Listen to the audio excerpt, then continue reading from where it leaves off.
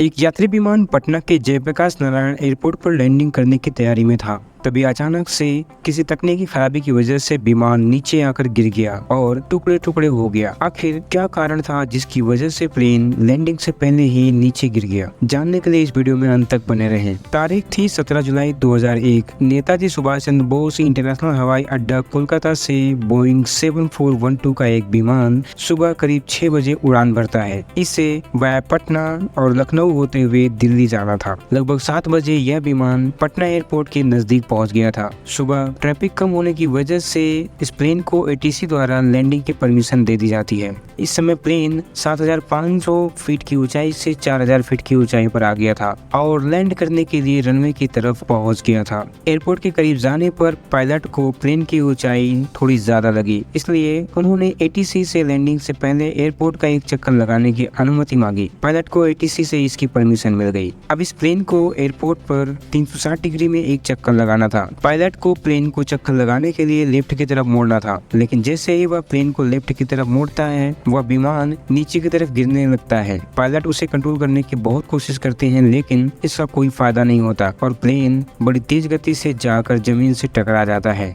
जिससे प्लेन के कई टुकड़े हो जाते हैं। हालांकि अभी तक प्लेन में आग नहीं लगी थी, लेकिन तेल का रिसाव काफी ज्यादा हो गया था, जिसकी वजह से थोड़ी देर बाद प्लेन में आग लग गई। एटीसी द्वारा इमरजेंसी घोषित करते हुए फायर ब्रिगेड की गाड़ियां भेजी गयी। फायर स्टेशन से घटना स्थल लगभग 5 किलोमीटर दूरी पर था। जब तक की गाड़ियां वहां पर पहुंचती तब तक आग ने विकराल रूप ले लिया था और जिसकी वजह से प्लेन में घायल जिंदा लोगों की जान खतरे में थी। आग पर काबू पाने का काफी प्रयास किया गया, लेकिन उस पर काबू पाने में काफी समय लगा, जिसकी वजह से इस प्लेन में बैठे एक शख्स के अलावा किसी को भी बचाया नहीं जा सका। अब तक आसपास काफी भीड़ जमा होने लगी थी, जिसकी वजह से रेस्क्यू में काफी देरी हो रही थी। भीड़ को कंट्रोल करने के लिए फोर्स की मदद लेनी पड़ी। अब इस पर सबसे बड़ा सवाल यह था कि आखिर इतना बड़ा हादसा कैसे हुआ? कैसे लैंडिंग के समय तक सब कुछ ठीक होने के बावजूद अचानक प्लेन का कंट्रोल खो गया? इन्वेस्टिगेशन के लिए ब्लैक बॉक्स को खंगाला गया, जिसकी रिकॉर्डिंग सुनी गई तो सब कुछ साफ हो गया। दरअसल प्लेन को जब लैंडिंग की अनुमति मिली तो उस समय प्लेन एयरपोर्ट के काफी नजदीक आ चुका था,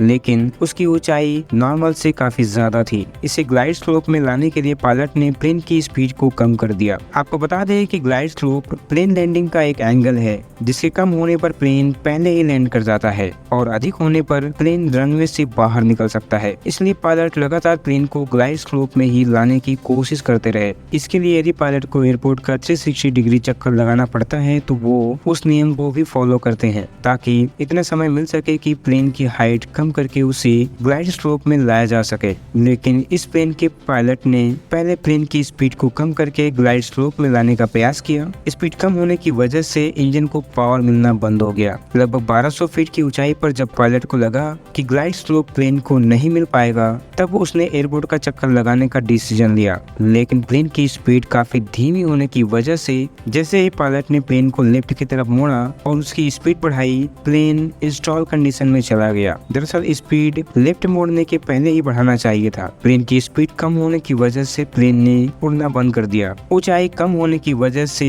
प्लेन का कंट्रोल खो गया। जब तक पायलट प्लेन को कंट्रोल करने की कोशिश करते, प्लेन जमीन से टकरा गया। क्योंकि इतने बड़े प्लेन को 1000 फीट की ऊंचाई पर इंस्टॉल कंडीशन से बाहर लाना बेहद मुश्किल होता है। पायलट की एक छोटी सी गलती की वजह से इतना बड़ा हादसा हो गया और विमान में मौजूद एक व्यक्ति को छोड़कर सभी को अपनी जान गंवानी पड़ी। दोस्तों, वीडियो को लाइक करें, चैनल को सब्सक्राइब जरूर करें। मिलते हैं अगली वीडियो में, तब तक के लिए धन्यवाद।